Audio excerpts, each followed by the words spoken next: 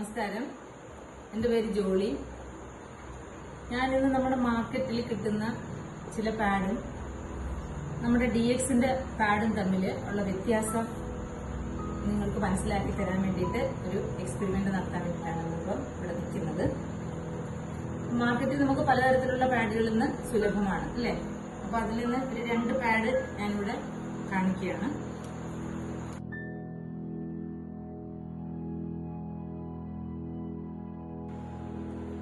ഇത് നമ്മുടെ DXന്റെ പാഡാണ്. ഈ DXന്റെ പാഡിന്റെ പ്രത്യേകതകള്, ഇതിനൊരു 7 ലെയർ ഉണ്ട്. 7 ലെയർ ഉള്ളതുകൊണ്ട് തന്നെ അബ്സോർപ്ഷൻ കപ്പാസിറ്റി കൂടുതലാണ്. ഏകദേശം ഒരു 100 ml ബ്ലഡ് ഇതിനകത്ത് അബ്സോർബ് ചെയ്യാൻ അറ്റ് എ ടൈം നമുക്ക് സാധിക്കും. അത് മാത്രമല്ല, ഇതിനകത്ത് ആനയോൺ സ്ട്രിപ്പ് അടങ്ങിയിട്ടുണ്ട്.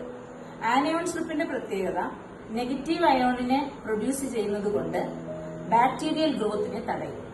ബാക്ടീരിയൽ ഗ്രോത്ത് ഉണ്ടായാൽ നമുക്കറിയാം ഫൗൾ സ്മെൽ ഉണ്ടാവും, അതുപോലെ തന്നെ നമുക്ക് ഇൻഫെക്ഷൻസിനുള്ള സാധ്യതയുണ്ട്. അപ്പൊ ഈ ആനയോൺ സ്ട്രിപ്പ് ഇതിനകത്ത് ഉള്ളതിനാല് ആ 2 കാര്യങ്ങളും നമുക്ക് ഒഴിവാക്കാനായിട്ട് പറ്റും. ഫൗൾ സ്മെല്ലും ഉണ്ടാവില്ല, അതുപോലെ തന്നെ നമുക്ക് ഇൻഫെക്ഷൻ ഉള്ള സാധ്യതയും വളരെ കുറവാണ്. അടുത്തായിട്ട് നമുക്ക് ഇതിന്റെ ആ ഒരു പരീക്ഷണം നമുക്കൊന്ന് നടത്തി നോക്കാം. നേരത്തെ 2 പാഡ് നമ്മളിവിടെ വെച്ചു. ഇത് നമ്മുടെ DXന്റെ പാഡാണ്.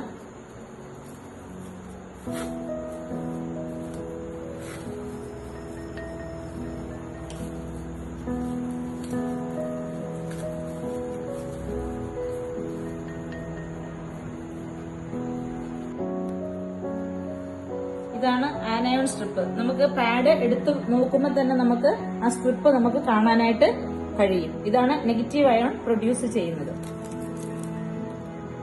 ഇനി നമ്മൾ അടുത്ത് ചെയ്യാൻ പോകുന്നത്, ഈ 3 പാഡിലും ഈക്വൽ ആയിട്ട് നമ്മൾ വെള്ളം ഒഴിക്കാൻ പോവുകയാണ്. ഒരു മെഷറിംഗ് കപ്പുണ്ട്. ഒരു 30 ml ലിക്വിഡ് നമുക്ക് ഇതിനകത്ത് ഒഴിക്കാം ഓരോന്നിലും.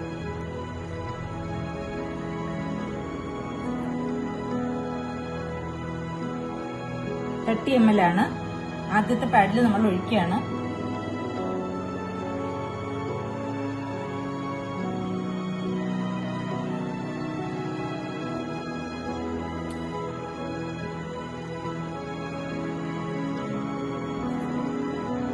അടുത്തത് 2ാമത്തെ പാഡിൽ ഒഴിക്കുന്നു.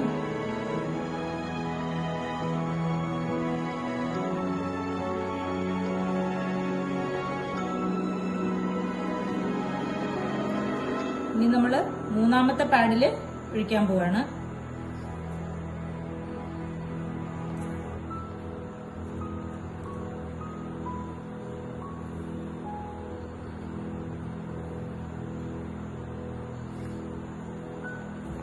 മൂന്ന് പാഡിലും നമ്മള് ഒരേ അളവില് വെള്ളം നമ്മൾ ഒഴിച്ചിട്ടുണ്ട്. ഇനി അത് ഒരു അബ്സോർപ്ഷൻ ശകല സമയം നമ്മൾ കൊടുക്കണം.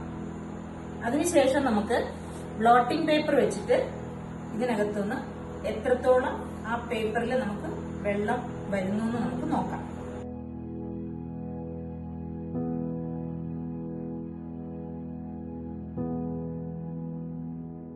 ഇനി നമ്മളതൊന്ന് ഒപ്പിയെടുക്കാൻ പോവാണ്.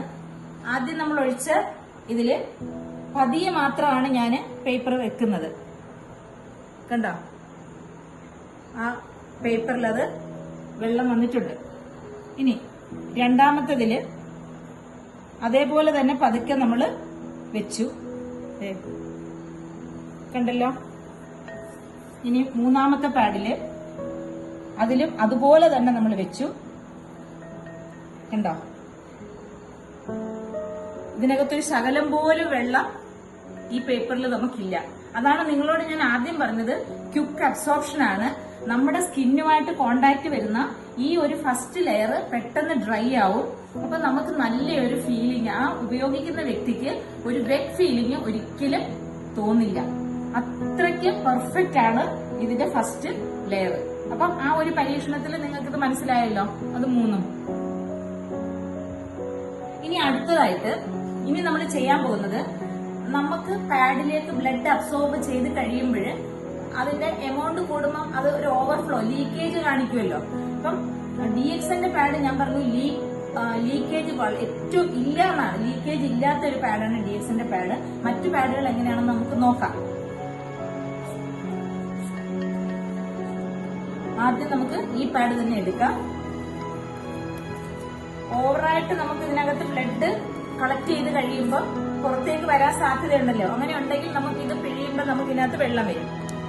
ഉണ്ടോ? ഇത് ലീക്കേജ് വരും എന്നുള്ളതിന് തെളിവാണ്. ഇനി രണ്ടാമത്തെ പാഡ്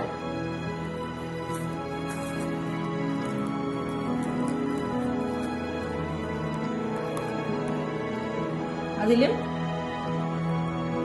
ലീക്കേജ് ഉണ്ട്.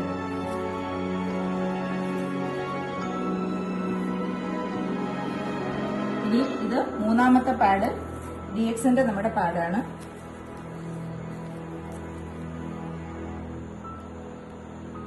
ഇത് ഞാൻ എത്രത്തോളം അമക്കുന്നു എന്ന് നിങ്ങൾക്ക് എന്റെ കയ്യില് ഞാൻ എത്രത്തോളം ബലം ഞാൻ പിടിക്കുന്നു എന്നുള്ളത് നിങ്ങൾക്ക് നോക്കിയാൽ മനസ്സിലാവുന്ന കാര്യമാണ്. ഞാൻ ഇത്രയും അമക്കിയിട്ടും ഒരു തുള്ളി പോലും ഇതിനകത്തുനിന്ന് പുറത്തേക്ക് വന്നിട്ടില്ല വെള്ളം. ഞാൻ നല്ലതുപോലെ സ്ക്വീസ് ചെയ്ത് പിഴിയാണ്. എന്നിട്ട് ഒരു തുള്ളി പോലും വെള്ളം വരുന്നുണ്ടോ നിങ്ങൾ നോക്കിക്കോളൂ. ഇതാണ് DXന്റെ പാഡ്. ഇതാ ഇത്രയും അമർത്തിയിട്ടും വെള്ളം വരുന്നില്ല, പുറമേക്ക് ഒരു തുള്ളി പോലും വെള്ളം വരുന്നില്ല. അതാണ് ഈ രണ്ടിനകത്തും വെള്ളം വന്നു. ഇനി നമുക്കിതൊന്ന് ഓപ്പൺ ആക്കി നോക്കാം. ഇത്രയും ലീക്കേജ് വന്നിട്ട് പാഡിന്റെ അവസ്ഥ എങ്ങനെ ഉണ്ടെന്ന് ഉണ്ടോ? ഈ പാഡ് എന്നിട്ട് നോക്കുമ്പോഴും അതിന്റെ രീതിക്ക് വ്യത്യാസം വരുന്നില്ല. ഇതുപോലെ തന്നെയാണ് ആ പാഡ്. ഇനി അടുത്ത പാഡ് നമുക്കൊന്ന് നോക്കാം. കുറച്ച് ചുളുക്കമാണിത്. ഇനി ഉണ്ടോ? ഇനി ഇതിനകത്തെ നമുക്ക് ലേയേഴ്സ് ഒന്ന് നോക്കാം.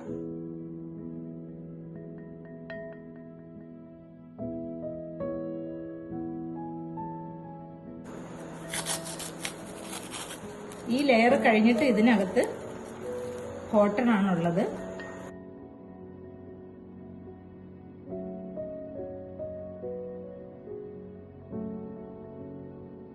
അതുപോലെ തന്നെയാണ് ഇതും.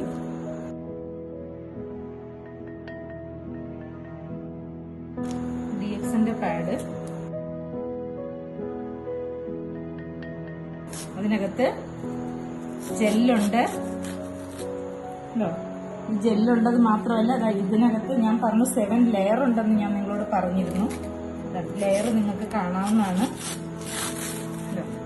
വീണ്ടും ഉണ്ട്, ഇത് 2 ലെയർ വീണ്ടും ഉണ്ട്. ഇത് ഇവിടെ പിന്നെ ജെല്ലുണ്ട്. അത് കഴിഞ്ഞ് അതിന്റെ ഇപ്പുറത്ത് വീണ്ടും നമുക്ക് ലെയറുണ്ട്.